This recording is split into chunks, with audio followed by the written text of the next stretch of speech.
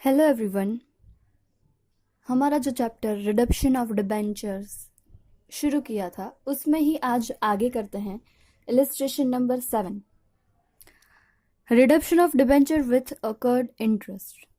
Okay, यानी हमें जो डिबेंचर रिडीम करने थे वो टाइम पीरियड से हम ज़्यादा लेते हैं रिडीम करने में। ओके, तो उसके ऊपर अकर्ड इंटरेस्ट होता है, यानी उतना इंटरेस्ट भी हमें डिबेंचर होल्डर को देना होता है, क्योंकि ज़्यादा टाइम के लिए हमने क्या किया है, डिबेंचर को अपने पास रखा है, रिडीम करने में थोड़ा टाइम लगा इसलिए। सो वही पॉइंट यहाँ है। The following balances appeared in the books of a company as on December 31st, 2010. 12% mortgage debenture rupees 10 lakh of 100 each. Sinking fund for reduction of debenture of rupees 10,42,000. Investments, investment में दो type के investment है। 5 lakh 10% government loan purchased at par, यानी face value से ही purchase की है। 569% government paper purchased for 5,42,000।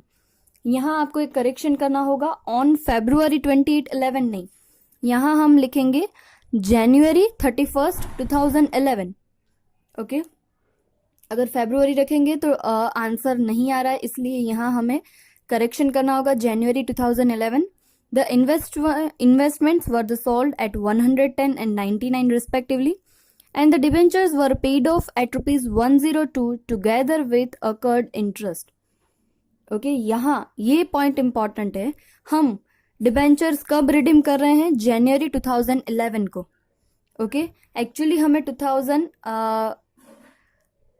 December 2010 को ही क्या करने थे, डिबेंचर रिडीम करने थे, पर एक महीने का जो पीरियड है वो क्या हो गया है, ज्यादा हो गया है। और यहाँ लिखा ही है the interest on debenture had been paid up to December 31st, और यहाँ भी आपको करेक्शन करना है 2003 नहीं 2010। ओके, 2010 तक ही क्या हुआ है, इंटरेस्ट पेमेंट हुआ है, यानी जनवरी मंथ, एक मंथ का जो हमारा इंटरेस्ट है वो क्या है, बाकी है। ओके, आपको बोला है नेसेसरी लेजर्स आपको बनाने हैं। नेसेसरी लेजर्स में कौन कौन से लेजर आएंगे?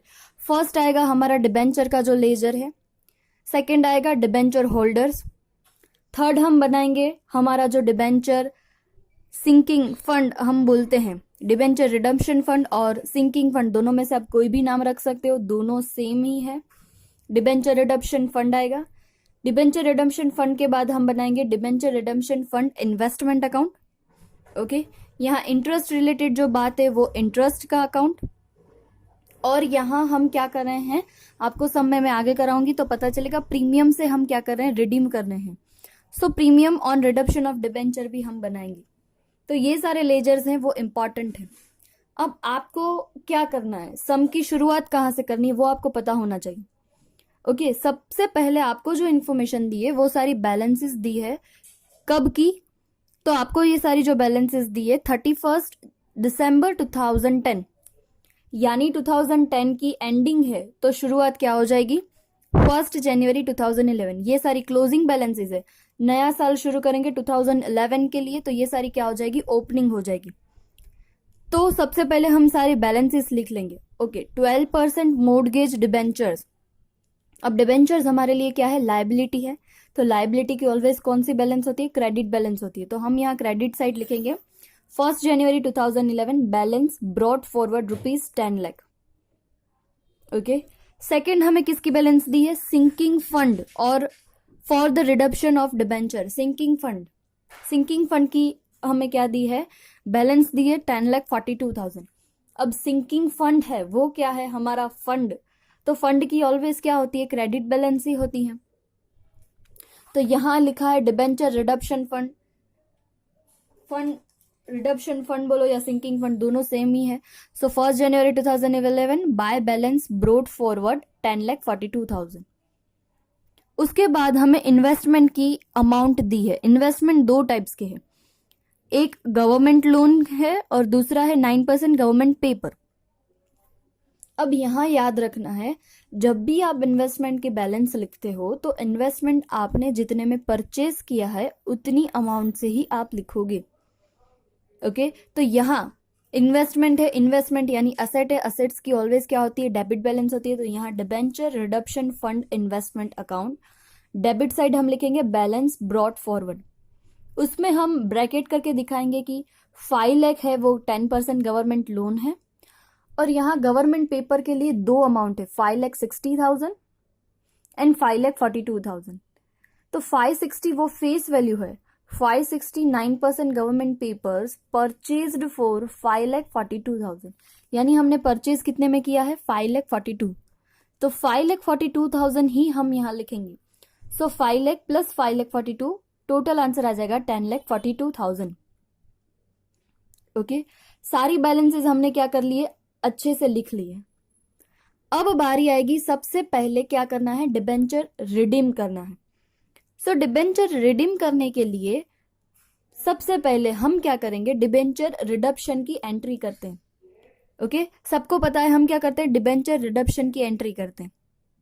तो डिबेंचर की जो हम अमाउंट है वो रिडीम करेंगे, उसके लिए हम ऑलवेज क्या एंट्री करते हैं, डिबेंचर अकाउंट क्या करते हैं, डेबिट। अब वो हमारी लायबिलिटी नहीं रहेगी, डिबेंचर अकाउंट डेबिट करके डिबेंचर होल्डर में क्या कर देते हैं, क्रेडिट करते हैं। तो यहाँ आप देखो डिबेंचर की अमाउंट कितनी है, 10 लाख, वो अमाउंट हमने डेबिट कर दी, और ये अमाउंट हम कहाँ ट्रांसफर करेंगे, डिबेंचर होल्डर्स के अकाउंट में।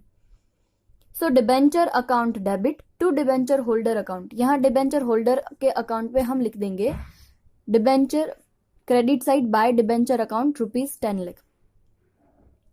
अब आपने पूरा सम पढ़ा, तो सम में आपको पता है 100 रुपीज का जो डिबेंचर है वो कैसे रिडीम कर रहे हो, 102 में रिडीम कर रहे हो। ओके, और 102 में इंटरेस्ट भी साथ में है, तो यहाँ जो कैलकुलेशन का पार्ट है वो इंपॉर्टेंट है। पहले हम फाइंड करेंगे अकर्ड इंटरेस्ट। कैसे फाइंड करना है, 10 लाख रुपीज हमारा डिबेंचर की वैल्यू है, 12% उसका रेट है, और एक मंथ हम क्या कर रहे हैं, लेट पेमेंट कर रहे हैं। तो 1 जनवरी एक मंथ का जो बाकी है, सो 1 डिवाइडेड बाय 12। ओके, आप अगर सम में फेब्रुआरी रखते हो तो क्या हो जाएगा, 10 लाख इंटू 12% इंटू जनवरी फेब्रुआरी दो होंगे तो 2 डिवाइडेड बाय 12। सो आंसर कितना आता है, 20,000। पर 20,000 यहाँ उन्होंने इंटरेस्ट में नहीं लिखा है, इंटरेस्ट में उन्होंने कितना लिखा है, 10,000 लिखा है, यानी सम में फेब्रुआरी 28 नहीं है, उसको आप रेक्टिफाई करके लिख देना जनवरी 31। ओके, सो अकर्ड इंटरेस्ट है हमारा 10,000। अब हम डिबेंचर होल्डर को रीपेमेंट कैसे करते हैं, 102 में। Okay, so number of debentures हमारे पास कितने हैं, 10 लाख डिवाइडेड बाय 100 करोगे तो आंसर आ जाएगा 10,000। 10,000 हमारे नंबर ऑफ डिबेंचर्स हैं, इनटू मल्टीप्लाई करोगे आप 102, इतनी अमाउंट आप वापस दे रहे हो। सो 10,20,000, 10,20,000 में फेस वैल्यू कितनी है, 10 लाख, वो तो हमें पता ही है। इंटरेस्ट अभी हमने फाइंड किया 10,000। सो बाकी की जो 10,000 अमाउंट बची वो क्या होगी, प्रीमियम ऑन रिडम्पशन।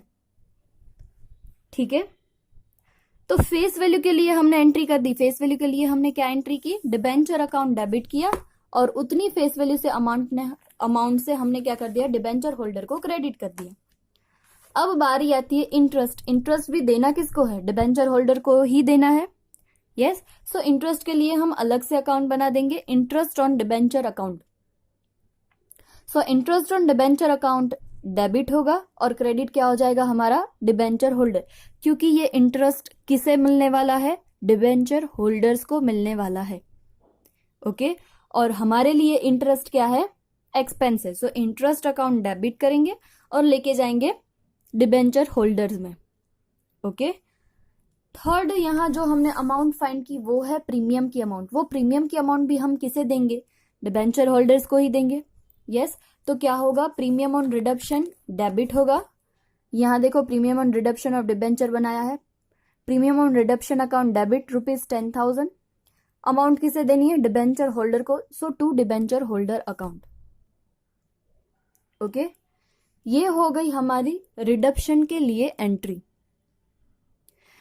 सबसे पहले हमने क्या किया, ये सब मैं एकदम धीरे धीरे से करवा रही हूं, क्योंकि अगर आपको पॉइंट्स अच्छे से क्लियर होंगे तो ही आप दूसरे सम्स कर पाओगे। सबसे पहले हमने सिर्फ बैलेंसेस है वो ट्रांसफर की है, जैसे कि हमें पता है लायबिलिटी और फंड की ऑलवेज क्रेडिट बैलेंस होती है, और जो इन्वेस्टमेंट होते हैं उसकी कौन सी वैल्यू होती है, डेबिट बैलेंस होती है।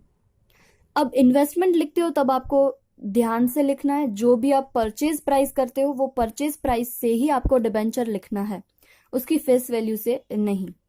ओके, ये फर्स्ट हमने सारी जो बैलेंसेस है वो ट्रांसफर कर दी है। सेकंड जो हमारा स्टेप है वो क्या है, डिबेंचर रिडम्पशन के लिए एंट्री करनी है।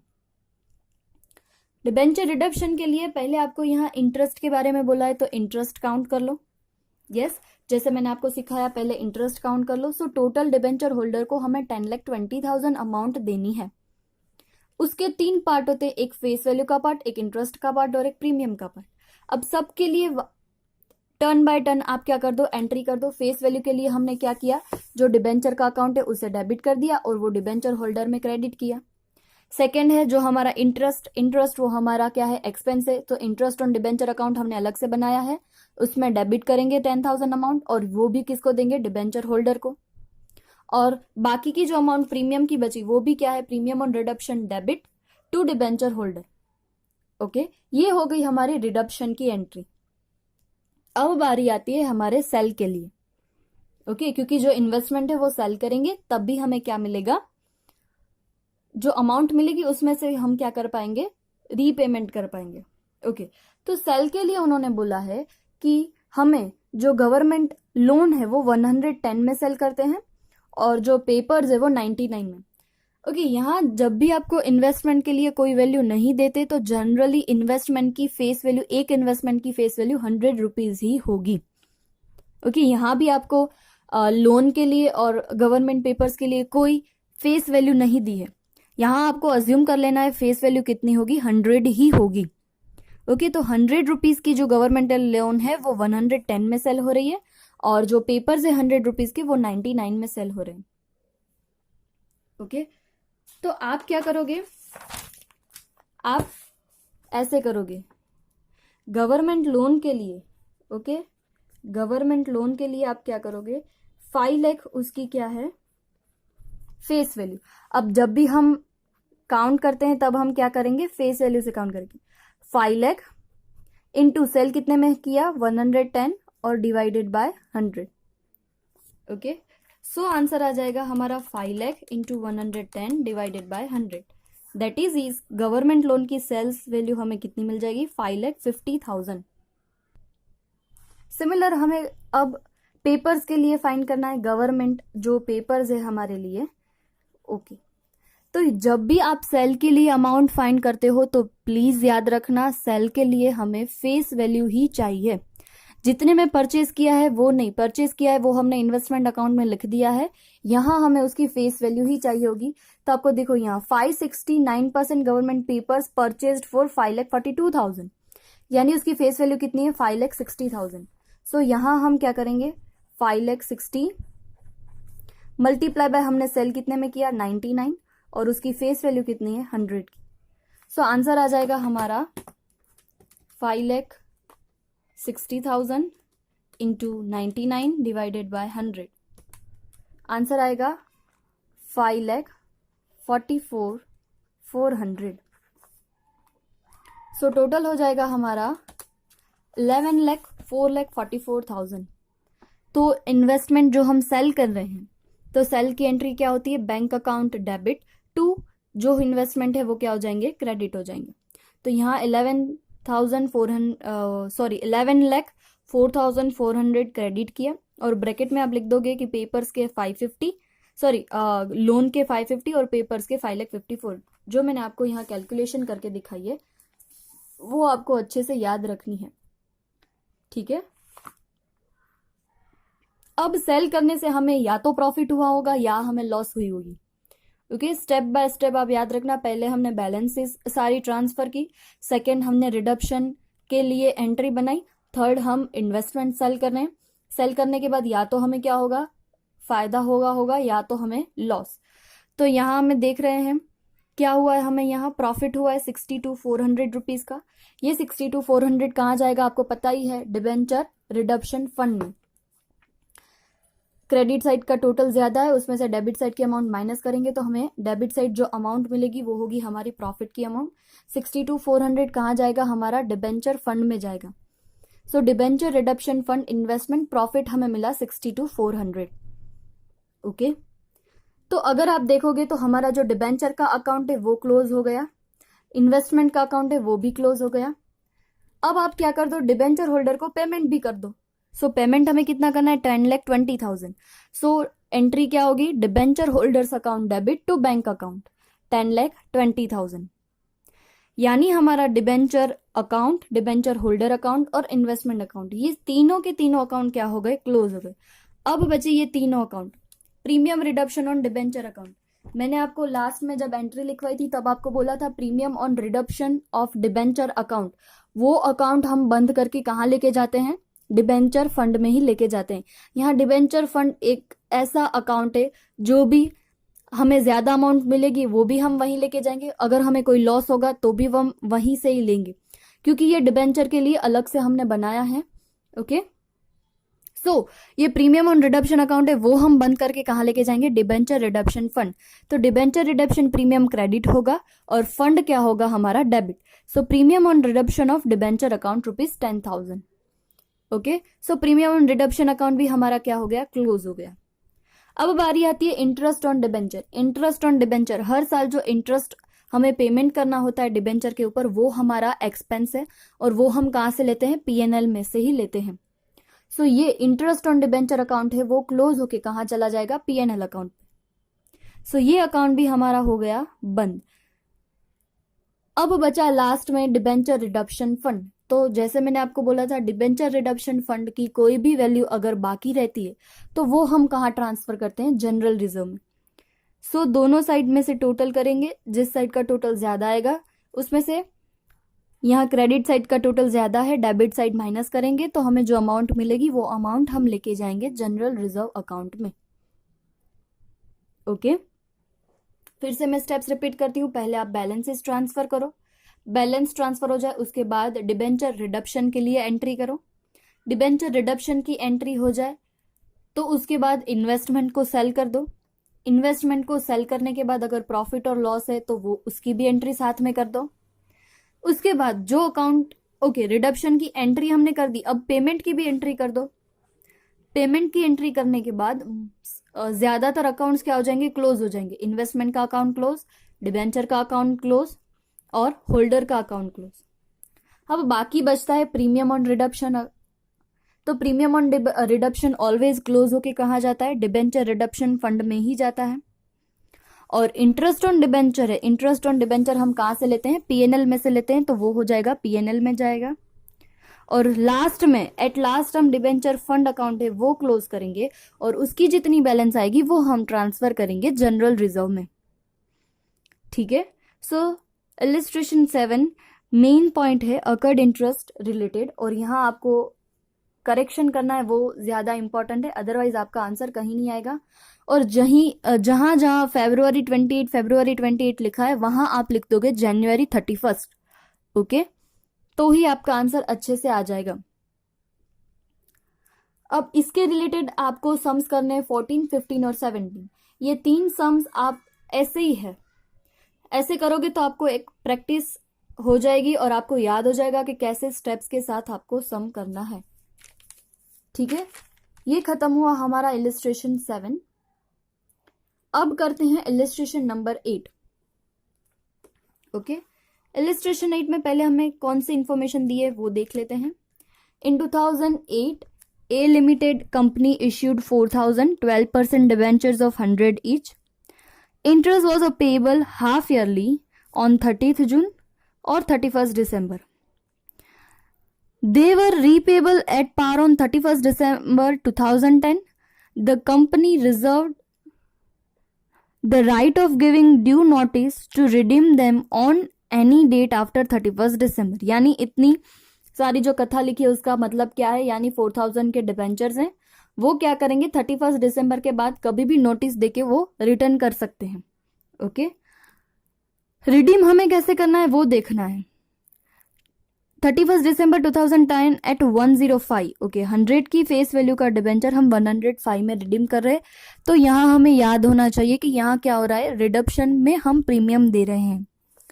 On 31st December 2010, the debenture redemption fund was showing a balance 2,17,000 and the same amount stood in investment outside the business.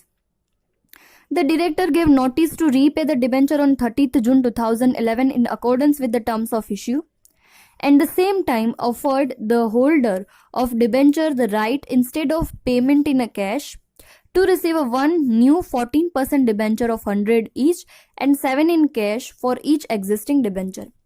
यानी वो डिबेंचर होल्डर को यहाँ क्या दे रहे हैं, एक ऑप्शन दे रहे हैं, या आप क्या कर सकते हो, कैश में रीपेमेंट ले सकते हो, या तो आपको क्या मिलेंगे, 14% के डिबेंचर मिलेंगे और 7 रुपीज कैश में मिलेगा।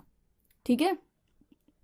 Debenture holder holding 28 debenture accepted the offer and the rest of the paid out in a cash. यानी 28 होल्डर्स ने डिसाइड किया कि चलो हम ये ऑफर है वो ज्यादा अच्छा लग रहा है तो ऑफर सिलेक्ट कर लेंगे, और बाकी के यानी 4000 में से 2800 अगर माइनस कर दो तो 1200 जो बचेंगे वो क्या करेंगे, कैश ही लेंगे। उसके बाद उन्होंने बोला है this cash was provided by the company partly out of the current funds and partly by the sale of the part of sinking fund investment which realized 117,400, their book value being 1,02,000.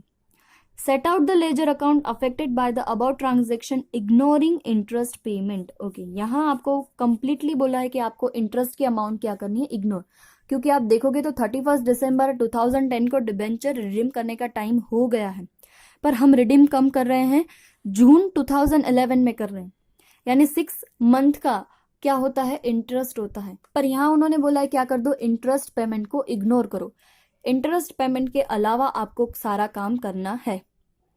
Okay, तो यहाँ हमें interest के related कोई काम नहीं करना है। सबसे पहले हम क्या करेंगे, अकाउंट्स बनाएंगे। कौन कौन से, डिबेंचर का अकाउंट, डिबेंचर होल्डर का अकाउंट, यहाँ हमने देखा प्रीमियम ऑन रिडक्शन है तो उसका भी अलग बना देंगे। ओके, यहाँ इन्होंने सब में नहीं बनाया, पर मैं आपको एडवाइस करूंगी कि आप बना देना ताकि आपकी गलती ना हो, क्योंकि अकाउंट होगा तो आपको पता चलेगा कि चलो प्रीमियम का अकाउंट यहाँ क्लोज करके हमें फंड में लेके जाना है। ओके, तो हम प्रीमियम ऑन रिडक्शन भी बनाएंगे, जो इन्वेस्टमेंट किया इन्वेस्टमेंट का भी अकाउंट बनाएंगे, और यहाँ आपको एक जनरल रिजर्व का बनाया है, उसके लिए आपको लास्ट में एक कॉन्सेप्ट बताऊंगी। ठीक है, सबसे पहले हम शुरुआत करते हैं बैलेंसेस ट्रांसफर करने का, जो हमारा मेन काम है। सबसे पहले यहाँ फंड अकाउंट है, तो फंड यानी उसकी क्रेडिट बैलेंस होती है। क्रेडिट बैलेंस उन्होंने कितनी बोली थी फंड के लिए, 2,17,000। So balance brought forward 2,17,000।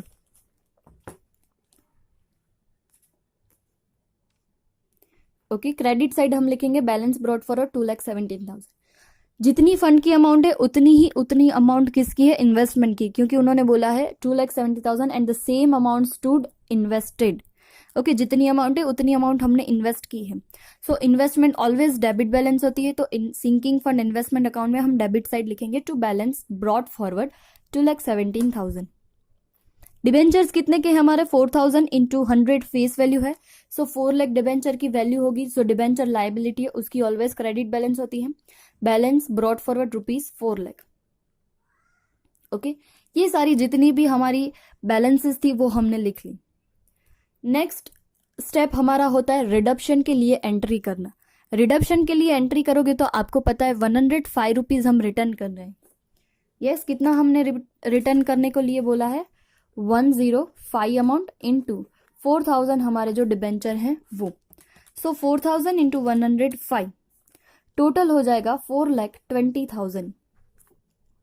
उसमें जैसे हमें पता है एक पार्ट फेस वैल्यू का है, यहाँ इंटरेस्ट हमें इग्नोर करना है तो हम इंटरेस्ट नहीं लेंगे, और बाकी का जो बचेगा वो क्या होगा, हमारा प्रीमियम। सो फेस वैल्यू हमें पता है 4,000 इंटू 100 कितनी हो जाएगी हमारी, 4 लाख, और यहाँ प्रीमियम होगा 4,000 इंटू 5 दैट इज 20,000। अब हमें पता है 420 देना किसको है, डिबेंचर होल्डर को ही देना है, पर डिबेंचर होल्डर को 2 पार्ट में देंगे, फेस वैल्यू और प्रीमियम। तो डिबेंचर होल्डर को मिलने वाला है, डिबेंचर होल्डर के अकाउंट में क्या होता है, क्रेडिट यहां होगा, देखो आप देख सकते हो 12% डिबेंचर अकाउंट ₹4 लाख और premium on reduction of debenture 20,000। 4 lakh कहाँ से आया होगा, तो डिबेंचर अकाउंट हमने बंद कर दिया होगा, ब्रॉड फॉरवर्ड है, यहाँ हमने बंद करके कहाँ लेके जाएंगे, डिबेंचर होल्डर। सबसे पहले डिबेंचर अकाउंट ऑलवेज क्या हो जाता है, क्लोज हो जाता है, जब भी हम सारे के सारे डिबेंचर रिटर्न करते हैं तब। ठीक है, सो 4 लाख क्रेडिट थे, हमने रिटर्न कर दिए, यहाँ डेबिट हो जाएगा। प्रीमियम ऑन रिडक्शन के लिए मैंने आपको बोला अलग से, जैसे हमने 7 में क्या बनाया था, अलग से अकाउंट बनाया था प्रीमियम ऑन रिडक्शन, आप अलग से बना दोगे और आप उसमें लिखोगे प्रीमियम ऑन रिडक्शन अकाउंट क्या होगा, डेबिट लिखोगे आप, और टू डिबेंचर होल्डर यहाँ आपने क्रेडिट कर दिया है 20,000। ठीक है, तो ये हो गई हमारी रिडक्शन के लिए एंट्री। थर्ड हम क्या करते हैं, इन्वेस्टमेंट सेल की बारी आती है। इन्वेस्टमेंट सेल के लिए उन्होंने बोला है हम क्या कर रहे हैं, 1,17,400 की जो वैल्यू है उसको कितने में सेल करते हैं, 1,02,000। तो इन्वेस्टमेंट में आओ, क्रेडिट साइड आप लिखोगे बैंक अकाउंट। ओके, मैंने पढ़ने में मिस्टेक की, बुक वैल्यू 1,02,000 है और आप सेल 1,17,400 कर रहे हो, माई मिस्टेक। बुक वैल्यू 1,02,000 है और आप सेल उसमें कितने में कर रहे हो, 1,17,400। सो आप इन्वेस्टमेंट सेल हो रहे हैं तो एंट्री होगी bank account debit to investment account. So investment account में आप आओगे, लिखोगे 1,17,400 और क्या लिख दोगे, सेल। ठीक है, नेक्स्ट बारी आती है आपको, अगर प्रॉफिट हुआ है तो प्रॉफिट और लॉस हुआ है तो लॉस। आपको दिख रहा है बुक वैल्यू है 1,02,000 और आप सेल कर रहे हो 1,17,400। सो 1,17,400 माइनस 1,02,000, तो आंसर आएगा प्रॉफिट का 15,400। ये प्रॉफिट कहाँ जाएगा, डिबेंचर रिडक्शन फंड। सो यहाँ प्रॉफिट की अमाउंट लिखेंगे 15,400 और वो लेके जाएंगे फंड में, डिबेंचर रिडक्शन इन्वेस्टमेंट अकाउंट जो सेल किया है उसका। ठीक है, जैसे इन्वेस्टमेंट सेल हो गए, उसके प्रॉफिट एंड लॉस की एंट्री हो गई। अब क्या कर देंगे, डिबेंचर होल्डर को पेमेंट कर देंगे। सो पेमेंट के लिए डिबेंचर होल्डर के अकाउंट में आएंगे। अब यहाँ पेमेंट में बहुत इंपॉर्टेंट है, पेमेंट हम कैसे कर रहे हैं वो ज्यादा देखो। डिबेंचर रिडक्शन के लिए हमें अमाउंट कितनी देनी है, 105 रुपीज। जो 2,800 डिबेंचर होल्डर्स है उन्होंने एक अलग से ऑप्शन सिलेक्ट किया है, कौन सा, वो 14% डिबेंचर लेंगे और 7 रुपीज है वो कैश में लेंगे। सो यहाँ हम उसके लिए कैलकुलेशन करेंगे, डिबेंचर की रिडक्शन की अमाउंट टोटल है 105, उसमें से 7 रुपीज तो कैश में ही ले लेंगे। सो बाकी जो 98 रुपीज के है वो हम डिबेंचर उनको नए देंगे। ओके, सो अब हम कैलकुलेशन कैसे करेंगे, टोटल है 2,800 डिबेंचर होल्डर, उनको 98 के हम क्या दे रहे हैं, नए डिबेंचर दे रहे हैं 2,74,400। सो डिबेंचर होल्डर के अकाउंट में आप लिखोगे, यहाँ देखो नए जो डिबेंचर दे रहे हो वो डिबेंचर अकाउंट 2,800 इंटू 98, 2,74,400। इसी डिबेंचर होल्डर को हमें क्या देना है, 7 रुपीज कैश में भी देना है। So to bank account 2,800 multiply by 7, answer आएगा 19,600। ओके, 4,000 में से 2,800 जो डिबेंचर होल्डर थे उनका काम खत्म हो गया, यानी बाकी के जो डिबेंचर होल्डर बचे 1,200, उसको हम कितनी अमाउंट रीपेमेंट करेंगे, 105। बाकी के जो 1,200 डिबेंचर्स है उनको हम 105 कंप्लीट अमाउंट रिटर्न करेंगे। सो 1,200 इंटू 105, 1,26,000। सो यहाँ डिबेंचर होल्डर का अकाउंट भी आप देखोगे तो क्लोज हो गया होगा। ओके, दोनों साइड 4,20,000 आपका आंसर आ गया होगा। ये जो रिटर्न करने की बात है वो बहुत ही अच्छी है, आप एक बार फिर से रिपीट कर रही हूँ। देखो, रिडक्शन के लिए हमें अमाउंट रिडीम करनी है 105, पर हम उनको क्या करें, 7 रुपीज कैश में दे रहे हैं। सो माइनस कर देंगे 7 रुपीज और बाकी के 98 की जो वैल्यू है वो 98 के हम उसको दूसरे डिबेंचर देंगे। ओके, उसके हिसाब से हम डिबेंचर होल्डर में डेबिट करते जाएंगे अलग अलग अमाउंट। तो यहाँ डिबेंचर होल्डर का जो पार्ट है वो खत्म हो गया। अब देखोगे तो डिबेंचर का अकाउंट क्लोज हो गया होगा, होल्डर का भी अकाउंट क्लोज हो गया होगा। आपने premium on reduction of debenture भी बनाया होगा, तो premium on reduction of debenture account close करके आप कहाँ लेके जाओगे, डिबेंचर फंड में, या सिंकिंग फंड जिसको हम बोलते हैं। तो यहाँ आप देखोगे premium on reduction of debenture 20,000, ये कहीं से भी उड़ के नहीं आया है। प्रीमियम ऑन डिबेंचर जो हमने किया है वो अकाउंट क्लोज करके हम यहाँ लेके आए हैं। ओके, अब देखोगे कि इन्वेस्टमेंट अकाउंट में आप टोटल करोगे तो इन्वेस्टमेंट अकाउंट टोटल नहीं हो रहा है, यानी दोनों साइड इक्वल नहीं हो रही है। तो कोई बात नहीं, यहाँ क्या सोचेंगे, यहाँ उन्होंने लिखा ही था कि इन्वेस्टमेंट पूरे के पूरे इन्वेस्टमेंट सेल नहीं किए, आधे इन्वेस्टमेंट सेल किए हैं, तो बाकी की जो बैलेंस की अमाउंट आएगी वो हम क्या कर देंगे, कैरी फॉरवर्ड कर देंगे। ओके, सो इन्वेस्टमेंट अकाउंट हो जाएगा carry forward, debenture account close, holder account भी close, premium on reduction of debenture account भी क्लोज। अब सिंकिंग फंड लास्ट में जो हम क्लोज करते हैं, सिंकिंग फंड क्लोज करने के समय पे हमें यहाँ बैलेंस मिल रही है 2,12,400। ये 2,12,400 अमाउंट कहाँ जाएगी, जनरल रिजर्व में। यस, यहाँ डेबिट है, जनरल रिजर्व के अकाउंट में हम करेंगे सिंकिंग फंड 2,12,400। ओके, अगर आपने जनरल रिजर्व का अकाउंट, हम सब में नहीं बनाते, कहीं कहीं ही जनरल रिजर्व का अकाउंट बनाना है, बनाना नहीं, यहीं एक ही सिर्फ आपको बना के दिखाया है, बाकी आप नहीं बनाओगे तो भी चलेगा। यहाँ सिर्फ आपको एक याद रखना है कि कंपनी के लिए एक नियम है कि आप जितने डिबेंचर रिडीम करते हो उतनी अमाउंट आपकी डिबेंचर, जितनी भी अमाउंट आपने डिबेंचर की रिडीम की है उतनी फेस वैल्यू की अमाउंट आपकी जनरल रिजर्व में होनी चाहिए। आगे के जब हम सम्स करेंगे उसमें अगर पार्टली हम रिडीम करेंगे तो पार्टली अमाउंट हम डिबेंचर की जनरल रिजर्व में लेके जाएंगे, ऐसा कंपनी का रूल है। ओके, तो इस रूल के मुताबिक हमने 4 लाख डिबेंचर क्या कर दिए हैं, रिडीम कर दिए हैं।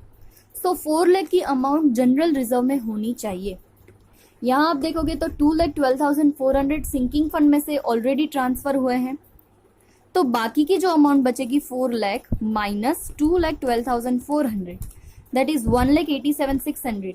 ये अमाउंट है, हम क्या करेंगे, पीएनएल अप्रोप्रिएशन में से निकाल के जनरल रिजर्व में डालेंगे। ऐसा कंपनी का रूल है कि जितने भी आप डिबेंचर की फेस वैल्यू रिटर्न करते हो उतनी अमाउंट आपको जनरल रिजर्व में लेके जानी होती है।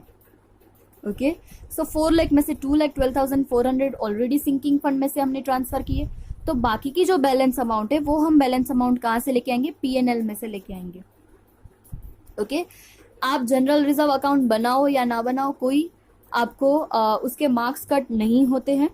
ज्यादातर हमारे जो इंपॉर्टेंट लेजर्स है वो कौन कौन से हैं, डिबेंचर, डिबेंचर होल्डर, हमारा सिंकिंग फंड का इन्वेस्टमेंट और premium on reduction of debenture, ये 5 जो है वो हमारे इंपॉर्टेंट हैं। पर यहाँ आपको ये कॉन्सेप्ट पता होना चाहिए कि जितने डिबेंचर रिडीम होते हैं उतनी अमाउंट आपको जनरल रिजर्व में लेके जानी होती है। ऐसे सम्स आप करोगे 11, 12 और 13। ओके, इलस्ट्रेशन 7 एंड 8 दोनों इंपॉर्टेंट है, आप एक बार देखना, अगर कहीं भी आपको डाउट हो तो मुझे बताना। Thank you.